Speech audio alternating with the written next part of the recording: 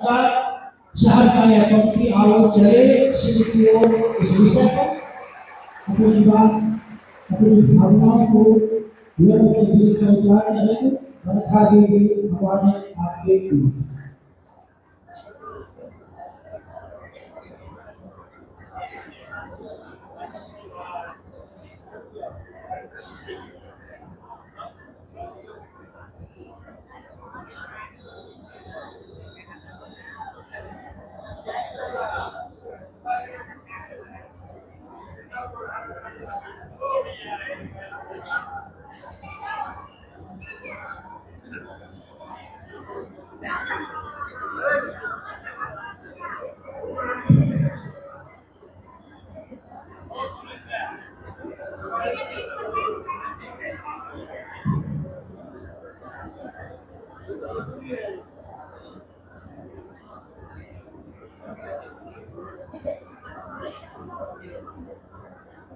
मेरे गुरु महेश्वर शिव को मेरा प्रणाम है। इस कालखंड के प्रथम शिव के शिष्य और हम सबों के परम आदरणीय वरेण्य गुरु भ्राता साहब श्री के चरणों में मेरा प्रणाम है। शक्ति स्वरूपा माँ नीलमानंद जी के चरणों में मेरा प्रणाम है और दरभंगा जिले के इस हॉल में उपस्थित सभी सक्रिय गुरु भाई एवं गुरु बहन के चरणों में मेरा प्रणाम है।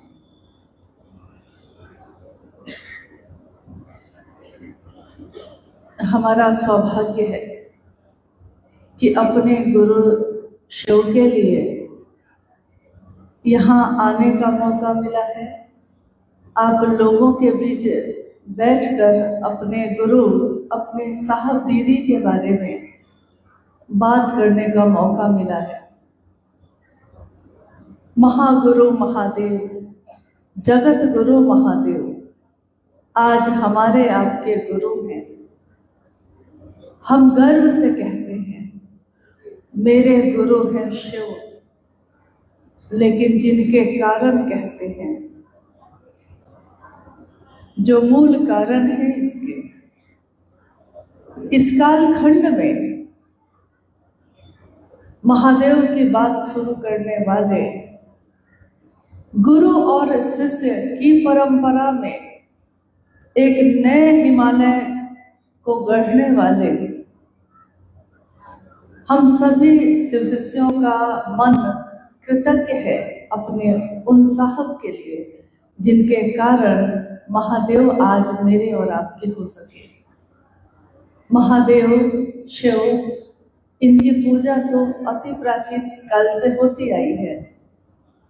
महादेव की पूजा सिर्फ भारत में ही नहीं, भारत के बाहर के भी सभी देशों में होती आई है। हजारों साल पहले की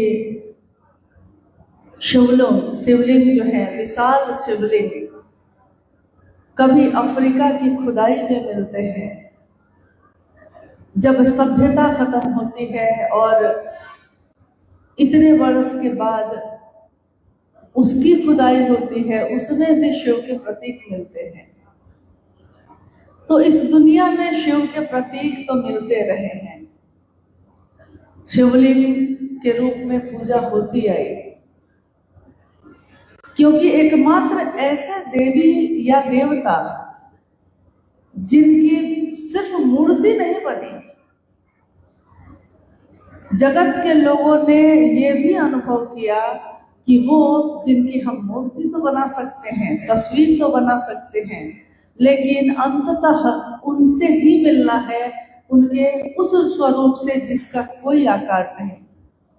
यानी जो मूर्ति दिख रही है, जो शिवलिंग दिख रहा है या जो तस्वीर दिख रही है, उसके चैतन्य से मिलना है, उस चेतना से मिलना है जिसका हम और आप अंश हैं। बूंद बूंद में जो बटे हुए हैं हम और आप, एक दिन सबको उसी समंदर में मिलना है। हर नदी उसी समंदर में जाके मिलती है। नदियों को कोई रास्ता नहीं बताता, तब भी वो रास्ता खोज ही लेती है, क्योंकि उसको मिलना ही है। साहब श्री ने कहा कि वो महादेव जिसकी इच्छा से ये दुनिया बनी है, ये सृष्टि बनी है, शिव ने एक दिन इच्छा की, एको हम बहुश्याम, मैं एक हूँ और अनेक हो जाऊं, बहुत हो जाऊं। शिव की इच्छा में बल है, शिवेच्छा बली असी।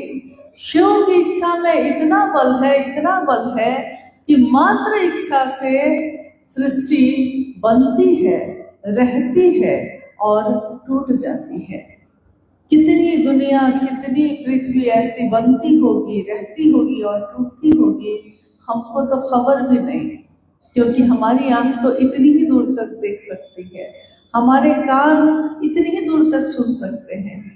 लेकिन शिव की इच्छा तो अनंत है। हमारी गणना है, हम गिनती करते हैं, लेकिन एक सीमा के बाद हमारी गिनती भी खत्म हो जाती है और शिव की परिधि प्रारंभ होती है। शिव की यानी जिसका कोई तल नहीं है, जिसकी कोई सीमा रेखा नहीं है, अनंत है वो, असीम है वो। और महादेव किसी को भी अपने तरफ चलने से नहीं रोकते, सबके लिए उनके दरवाजे खुले हैं। साहब श्री ने कहा कि उस असीम, उस अनंत शिव से मिलना है तो ईश्वर के रूप में मिलना तो बहुत कठिन है। ईश्वर के रूप में यानी उनका समग्र स्वरूप, समग्र स्वरूप में तो वो शिव महाकाल भी है, काल को भी जिससे डर लगता है। उनके संपूर्ण स्वरूप में वो तो जीवन और मृत्यु के चक्र से मुक्त भी करते हैं, महामृत्युंजय के रूप में। नटराज भी हैं, संसादी भी हैं, निहंगी भी हैं, तीनों लोगों का वैभव देने वाले भी हैं, सब कुछ देने वाले भी और सबका लय करने वाले भी हैं। नटराज के रूप में जब नृत्य उनका चल रहा है अहर्निश पल प्रतिपल, तो उस भाव से जीवन जीवंत होता है, पौधे उगते हैं, बालियां लगती हैं, यानी पूरी सृष्टि, पूरा ब्रह्मांड जो उनका नृत्य ही है। चारों दिशाएं जिसका वस्त्र है, इसीलिए शिव को वस्त्र कहाँ पहनाया जाता है? चारों दिशाएं ही उनका वस्त्र है। दिगंबर और अघोर, कपालेश्वर, आचार्यों के भी आचार्य आचार्येंद्र। साहब ने कहा महादेव आपका तो इतना डिजाइन है, इतना डिजाइन है और इतनी बड़ी सत्ता है आप कि हम जैसे लोग तो आपसे मिल ही नहीं पा रहे हैं। दुनिया के असंख्य लोग महादेव की पूजा तो कर रहे थे, लेकिन दूर से। महादेव तो भगवान हैं, हम उनसे कैसे मिले, वो मेरे कैसे होंगे, हम उनके कैसे होंगे। भगवान तो वो थे ही, दुनिया के लोग भी थे ही, लेकिन उस भगवान से मिला कैसे जाता है, ये रास्ता बताने वाला कोई नहीं था।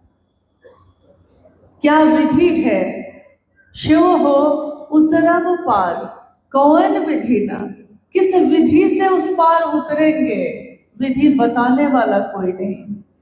पूजा तो हो रही है, शिव की शक्तियों का तो यह क्षेत्र ही है। शिव की अनंत असंख्य शक्तियों की पूजा होती आई, आज भी हो रही है। माँ भगवती की पूजा, माँ काली की, जो शिव की शक्ति है, शिव का प्रकटीकरण है। साहब श्री ने कहा कि शक्तियां शिव का प्रकटीकरण है। शिव अपनी शक्तियों से जाने जाते हैं और सबसे सुंदर प्रकटीकरण जो है, यानी जो रूप दिखता है, वो सब की सब उनकी शक्तियां हैं। आपने गौर किया होगा, जैसे ही हम नाम लेते हैं शिव की शक्ति, तो हमारे मन में कैसा रूप आता है, किसका रूप आता है? शिव की शक्ति, यानी अगर उसको रूप देना चाहें, अगर उसको आकार देना चाहें, तो क्या आकार देते हैं हम? माँ का, शिव की शक्ति, शक्ति है वो, ऊर्जा है वो, शिव की है। तो स्वाभाविक है जो देवों के देव हैं, जो ईश्वरों के भी ईश्वर है, उनकी शक्ति कैसी होगी? उस शक्ति में ऊर्जा है, उस शक्ति से सारी चीजें चल रही हैं।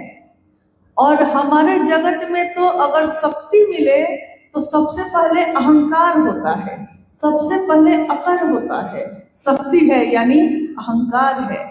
लेकिन गौर करिए, शिव की शक्ति, तो जैसे ही हमारे सामने ये बात होती है शिव की शक्ति, तो हमारी आंखों में एक रूप उभरता है माँ का।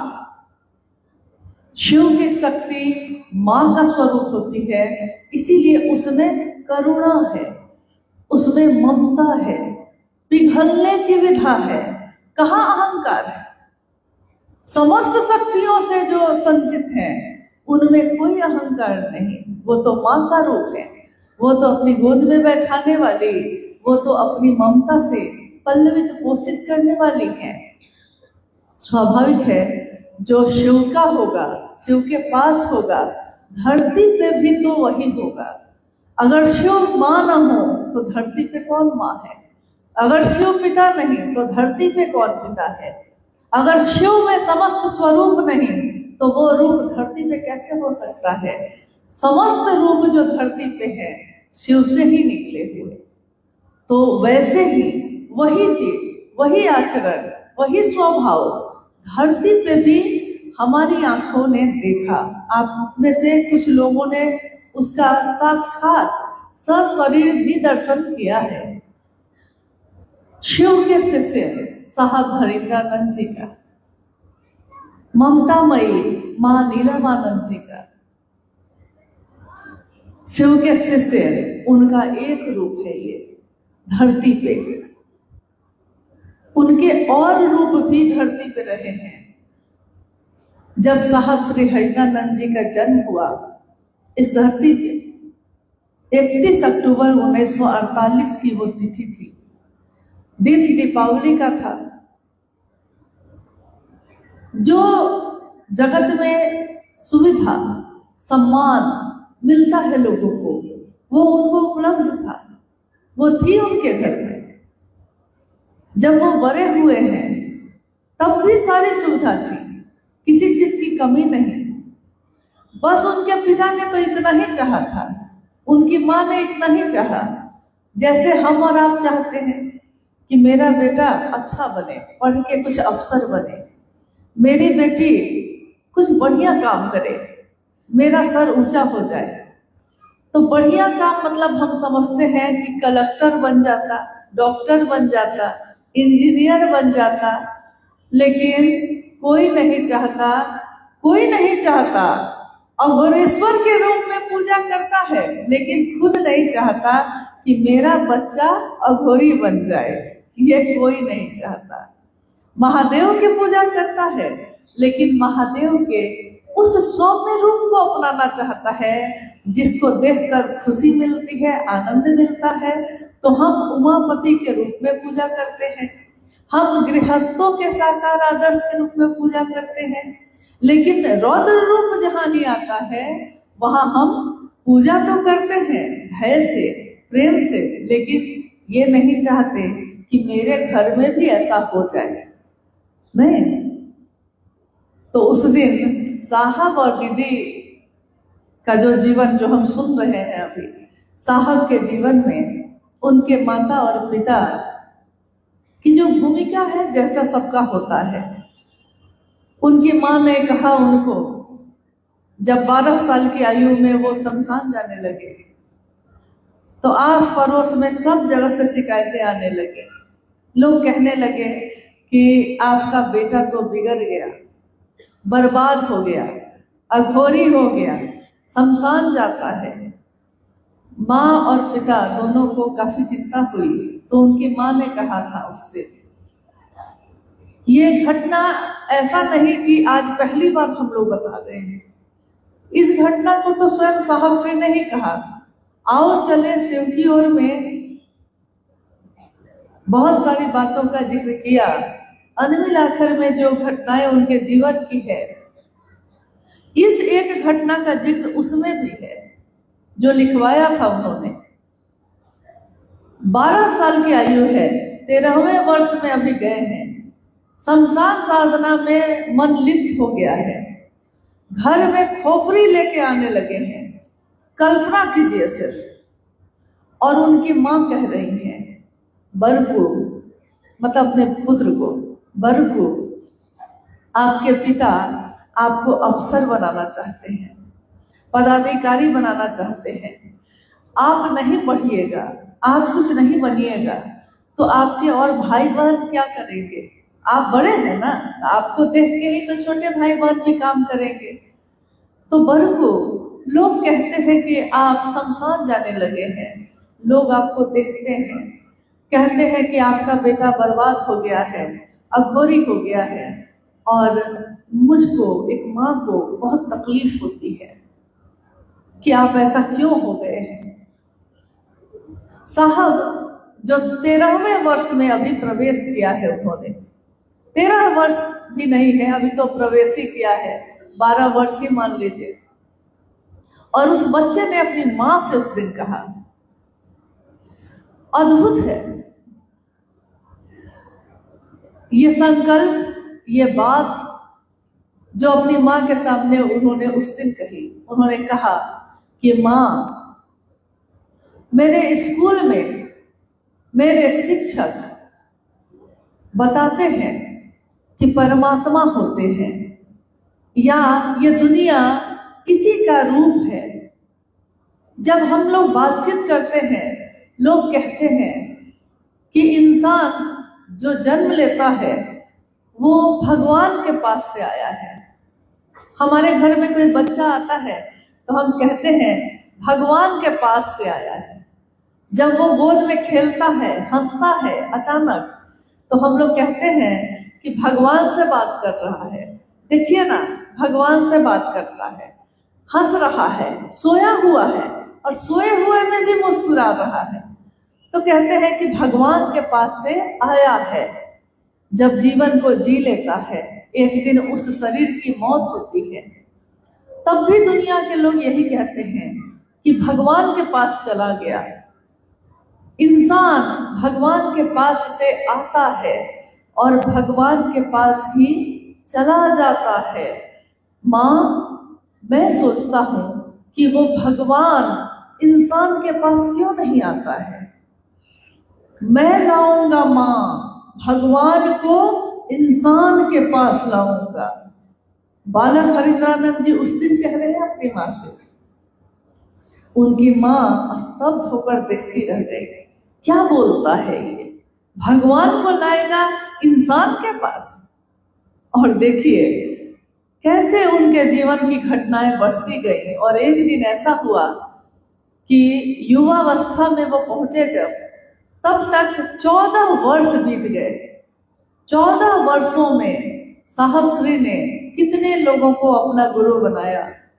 कोई उनको शक्ति की उपासना बताता, कोई अघोरी रूप से बताता, कोई कपालिक रूप का बताता, कोई मंत्रों का जप बताता, कोई कुंडली साधना बताता, लेकिन कहीं भी प्यास नहीं बुझी। बताइए क्यों नहीं बुझी? क्योंकि बच्चा अपनी माँ को पुकार रहा है अगर, और उस बच्चे को आप खिलौना दीजिए तो वो फेंक देता है, उसको खिलौना नहीं चाहिए। आप चॉकलेट देते हैं, मिठाई देते हैं, बाबू घुमा देते हैं, बाबू को घुमाने लगते हैं, तब भी वो रोता ही रहता है। और जब उसकी माँ की गोद उसको मिल जाती है तो वो चुप हो जाता है।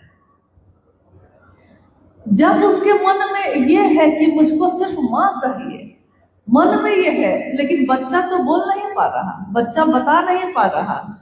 और एक दिन माँ जब गोद में लेती है तो चुप हो जाता है। खिलौने फेंक दिया है, मिठाइयाँ फेंक दी हैं, चॉकलेट भी नहीं चाहिए, गुब्बारा भी नहीं चाहिए, जीवन इससे नहीं चलता। साहब श्री ने भी जब ये यात्रा शुरू की अध्यात्म की, तो यात्रा तो शुरू की थी चमत्कार से, लेकिन जब चमत्कार मिलने लगे, जब उनके बोलने से लोगों के जीवन में घटनाएं होने लगी, धीरे धीरे धीरे धीरे उनके मन ने ये समझ लिया कि मुझको ये नहीं चाहिए था, इसमें कुछ नहीं रखा है जिसके कारण ये चमत्कार होते हैं, मुझको तो वो चाहिए। मुझको ये चीजें नहीं चाहिए जिसकी ये चीजें हैं, मुझको तो वो चाहिए। अब यानी उनके मन ने अनायास ही महादेव को अपना गुरु बना लिया, और बना लिया तो पहले से की हुई सारी चीजों को छोड़ दिया। जब तुमको पा लिया है तो अब तुम्हारे पास ही रहूंगा, कहीं और अब नहीं जाऊंगा। 14 वर्ष बीत चुके थे। माँ नीलम आनंद जी को खबर की उन्होंने, नीलम, मैंने शिव को अपना गुरु बना लिया है, तुम भी बना लो। पत्र लिखकर, चिट्ठी लिखकर, अब तो चिट्ठी का जमाना गया, अब तो मोबाइल का जमाना है, लेकिन कभी चिट्ठियां लिखी जाती थी, कभी चिट्ठियों का इंतजार होता था, किसकी चिट्ठी आई है, किसके नाम से आई है, इसका इंतजार होता था।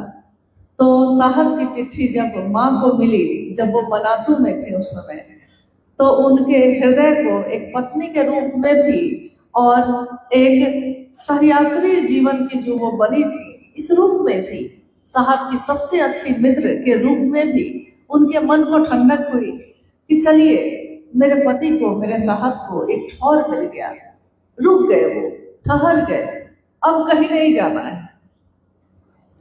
उसके बाद 1982 तक, 1974 से लेकर 1982 तक असंख्य घटनाएं घटी साहब और दीदी के जीवन में। दीदी राजमणि नीलम आनंद, आप में से शायद कुछ लोग ऐसे यहाँ होंगे आज, क्योंकि दरभंगा की यह धरती है और मिथिलांचल में तो उनका लगाव बहुत रहा है, तो मुझको लगता है कि वैसे कुछ लोग आज यहाँ उपस्थित होंगे जिन्होंने सशरीर उनका सानिध्य पाया होगा। है यहाँ वैसे लोग हैं?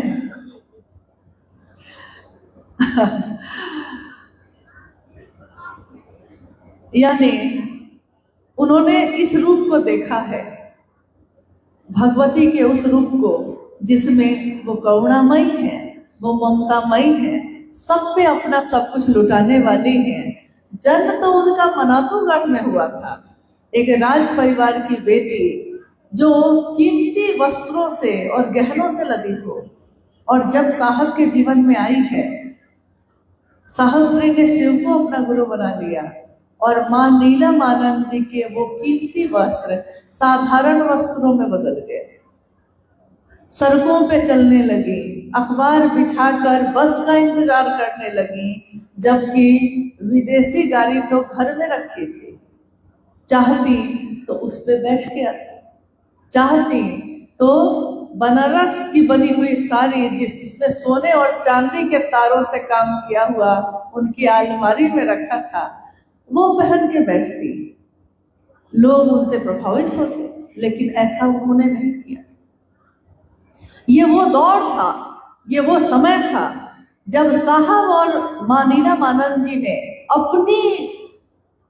अपने अस्तित्व को पीछे रखा और महादेव के शिष्य के रूप में सामने आए। महादेव जो ये संदेश देते हैं कि न्यूनतम व्यवस्था में भी सुखी रहा जा सकता है। महादेव जिनसे हम ये सीखते हैं कि दुनिया यहाँ रहना नहीं है, आए हैं और चले जाना है। ये संदेश जिससे मिल रहा हो उसका शिष्य भी तो ऐसा ही होगा। तो साहब श्री ने जगत का एक एक व्यक्ति शिव से जुड़ सके, इसके लिए उन लोगों के घर का रुख किया जिनके घर में दरवाजे भी नहीं थे, जिनके घर के दरवाजे पे पर्दे के जगह पे बोरा टंगा हुआ था, पुआल बिछे थे। गांव में, घर घर में पहुंचकर छुट्टी में एक तरफ नौकरी भी कर रहे हैं ताकि जीवन भी चलता रहे, परिवार को रोटी भी मिलती रहे, और एक तरफ अपने कदम उस तरफ मोड़ कर गए हैं जहां साड़ियां उनकी कीचड़ से लथपथ हो जाती थी। और साहब इतने कोमल साहब, पत्थरों और चट्टानों पे ही, खेतों में, गलियारों में ही चलते शिव का संदेश लोगों को देते जा रहे हैं। गुरु भाई गुरु बहन जो उस समय बने, उन्होंने उस समय जो भजन गाने शुरू किए, उस भजन के बोल क्या थे? गुरु नाम का हीरा मोती मैं बिखराऊं गली गली, ले ले कोई लेने वाला आवाज लगाऊं गली गली। हर गली में हीरा मोती है ये गुरु के नाम का, जो मैं बांट रहा हूँ, आवाज लगा रहा हूँ, कोई तो ले लो, जो लेने वाला है वो ले ले। क्या उस समय साहब और दीदी के मन में शिव को लोगों तक पहुंचाने के पीछे कोई ऐसी भावना थी जिसमें जगत की कामना हो, सम्मान की कामना हो, पैसे की कामना हो? न जगतार्थी है वो, न मोक्षार्थी है वो। जगत की कामना नहीं है और मोक्ष की मांग भी नहीं है। महादेव आपसे कुछ नहीं मांगता, मोक्ष भी नहीं। और उन्होंने पूछा भी ये कि अगर शिव का शिष्य होगा तो गुरु भोग और मोक्ष अभिन्न रूप से देते हैं, लेकिन जो शिव का होगा वो गुरु भोग और मोक्ष देते रहेंगे। क्या आप लेना चाहते हैं? आप महादेव को लेना चाहते हैं? आपको महादेव चाहिए कि आपको मोक्ष चाहिए? आपको गुरु चाहिए कि आपको जगत चाहिए? चुनना तो पड़ता है। गुरु अपना तो जगत भी अपना ही है। नहीं, शिव अपने तो सारे मोक्ष भी अपने ही हैं, सारे तीर्थ धाम भी आपके चरणों में ही है। उस समय का वो दौर अद्भुत है, अप्रतिम है, और जिसको शब्दों में नहीं बताया जा सकता वैसा है। 2003 के लगभग में बेगूसराय में सदानंदपुर में, जहाँ हम लोग के एक प्रिय गुरु भाई देवाशीष जी का घर भी है और साहब और दीदी के बहुत प्रिय रहे, उन्हीं के घर के बगल के मैदान में 2 दिन की संगोष्ठी हो रही थी। नवरात्रा का समय था, दशहरा का, और साहब श्री ने जानबूझकर दशहरा का समय दिया था। उन्होंने कहा कि दशहरा में तो सब भगवती की पूजा में लगा रहता है, तो बहुत कम लोग आएंगे तो बात हो सकेगी अच्छे से। 2 दिनों की संगोष्ठी उस समय हुआ करती थी, बाद में भीड़ बढ़ गई तो 1 दिन की होने लगी है, 2 दिन की बंद कर दी गई। उस समय हो रही थी। और एक भजन जो अभी थोड़ी देर पहले आपने सुना, ये उस दिन मैंने पहली बार सुना था। कुछ गुरु भाई लोग मंच पे आए, गुरु मंच से उन्होंने साहब के लिए, साहब के स्वागत में यही गीत गाया था उस दिन। घर मंदिर से नहीं वो कम, तुम रख दो कदम जहां ऐ हरेंद्र, सारी दुनिया बिछाती है फूल, दिल अपना बिछाएंगे हम, सुस्वागतम सुस्वागतम सुस्वागतम।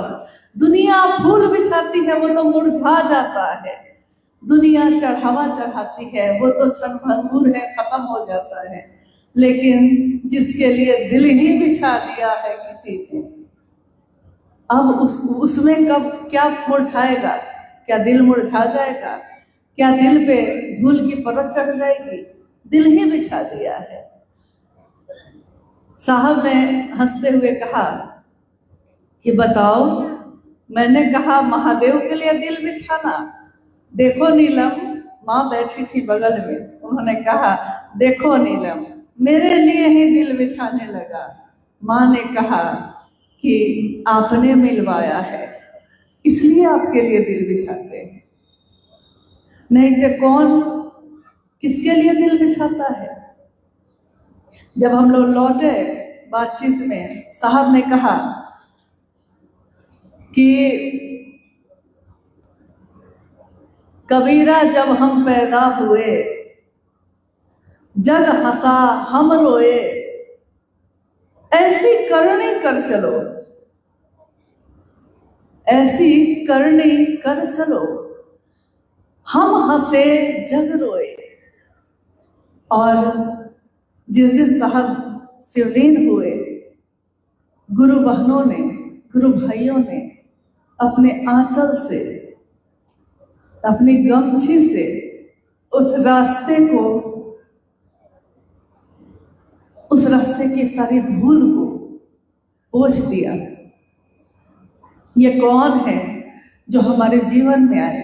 ये कौन है जो हमको खींचते हैं महादेव की तरफ? ये कौन सत्ता है जो शरीर में आई, शिव की ऊर्जा के साथ आई, लेकिन इस ऊर्जा में करुणा है, ममता है, सहानुभूति है, अपनापन है, मित्र से भी बढ़कर जो है, शुभ से भी ज्यादा शुभ सोचने वाला जो है, ये साहब श्री हरिंद्रानंद जी, मां नीलम आनंद, हम सभी शिव शिष्यों का मन कितना भी कृतज्ञ होगा, कितना भी कृतज्ञ होगा, इस ऋण से उऋण नहीं हो सकते हैं। कहते हैं कि कर्ज चुकाया जा सकता है, लेकिन एहसान नहीं चुकाया जा सकता। माँ के दूध का ऋण नहीं उतार सकता कोई, पिता के छांव का ऋण नहीं उतार सकता कोई। शिव से साहब हरिंद्रानंद जी और ममता मई नीलम आनंद जी ने जो रास्ता दिखाया, जो रास्ते के कांटों को अपने आंचल से चुन के हटाया है, जिसमें फूल ही फूल बिछा दिए, उस रास्ते पे आज हम आप चल रहे हैं। कहाँ कांटे हैं? फूल ही फूल हैं। जो कांटे थे वो फूल में बदल गए। कि कल रात में देखा सखी मैंने पिया का गाँव रे। उस गांव में, ये गांव जो है ये कैसा है? इस गांव में कांटे बन गए फूल रे, और धूप भी लगती है छाँव रे। धूप में भी छाँव लग रही है, कांटे भी फूल की तरह है, चुभते ही नहीं। ऐसा गांव, ऐसी धरती साहब श्री ने बनाकर हम सबको दे दिया, और हम अपनी आने वाली पीढ़ी को भी यही देकर जाएंगे। हम सभी शिव के शिष्य इस धरती पे आते रहेंगे, जाते रहेंगे। दुनिया को क्या देना चाहते हैं? दुनिया को क्या देकर जाएंगे? क्या अपने बच्चों के लिए सिर्फ जमीन छोड़ के जाएंगे, पैसे और गहने छोड़ के जाएंगे, या अपने बच्चों के मन में उस शिव को उतारेंगे जिसके उतरने से वो अपने जीवन को जी लेगा? गुरु जीवन जीने की कला सिखाते हैं। शिव की दुनिया में हम आप रहते हैं, हमारी दुनिया में वो शिव क्यों नहीं रहता? इस दुनिया में रहो, लेकिन इस दुनिया के होके मत रह जाना। रहना नहीं देश वीराना है। साहब की इन पंक्तियों से हमारा जीवन प्रदीप्त है। हर जगह ये पंक्तियां, ये बोली उनकी, ये शब्द उनके, शब्दन मार जगाए दिलोरे। ये शब्द उनके ऐसी मार है मन पे कि उसने हमको आपको जगा दिया है, और हम जगे। दुनिया सोई है। साहब कह रहे हैं कि तुम तो जग गए, दूसरों को भी तो जगाओ कम से कम। दुनिया सोई है तो आने का संकल्प कि आओ चले शिव की ओर, ये संकल्प भी उनका, लेकर जाने का रास्ता भी उन्होंने बनाया, गति भी उन्होंने दी है। और बस इतना ही कहा है कि चलना है तो चलिए, उसी रास्ते पे चलिए। मिलना है तो महादेव से मिलिए। उस महादेव की सुंदरता कभी खत्म नहीं होती, उस महादेव का सत्य कभी नहीं बदलता। हमारा आपका तो बदलता है। हम आप भीड़ में चलते हैं, साथ में चलते हैं। कभी कभी कोई इतना प्रेम देता है, इतना प्रेम देता है कि लगता है कि इससे बढ़ के मेरा अपना कोई नहीं। लेकिन अगले ही कुछ दिन में पता चलता है कि सबसे बड़ा दुश्मन भी वही बन के बैठा है। तो लगता है यहाँ कौन अपना है। ये ठोकर हमको सुरखरू बनाती है, चलने का जज्बा पैदा करती है, चलने का हुनर पैदा करती है। ठोकरें नहीं मिले तो हम चले कैसे संभल के? तो ठोकरें भी जरूरी है, तभी ना महादेव की तरफ चलते हैं। एक नदी जब पहाड़ से गिरती है तो उसकी दिशा नीचे की तरफ होती है, लेकिन बड़े बड़े चट्टान उसके रास्ते पे होते हैं। उन चट्टानों से टकराने पे दर्द तो होता होगा, लेकिन वो चट्टान उसकी दिशा को बदल देती है। और साहब श्री कह रहे हैं कि मैं नहीं जानता शिव के बिना इस दुनिया की दशा और दिशा क्या होगी, ये मैं नहीं जानता। लेकिन शिव के साथ ये सृष्टि सबल होगी, सुवासित होगी, सक्षम होगी, ये मैं जानता हूँ। इसलिए उन्होंने हमको आपको शिव का साथ दिया। ये 3 सूत्र जो हम और आप कर रहे हैं, बरसों बरस से कर रहे हैं।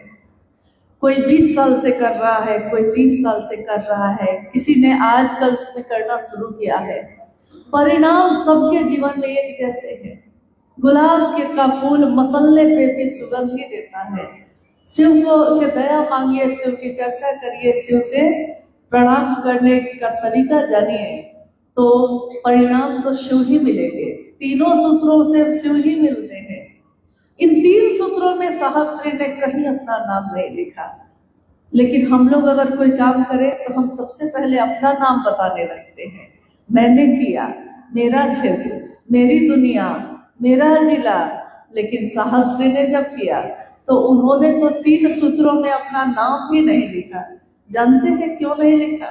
क्योंकि उनको यह भय नहीं है कि लोग उनको भूल जाएंगे, न ये चाहत है कि लोग उनको याद रखें, न ये चाहत है और न ये भय है। दोनों से जो मुक्त हो गया है वही न निर्भय है, वही न शिव का शिष्य है।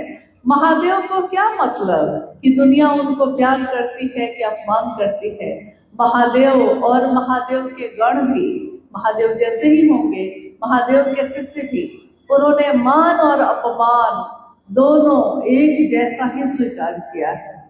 और हम सबके जीवन में भी यही उतार दिया। आज कोई मान करे तब भी उसका शुभ ही सोचते हैं, कोई अपमान करे तब भी उसका शुभ ही सोचते हैं। आइए, ये शिव की शिष्यों की संगोष्ठी है,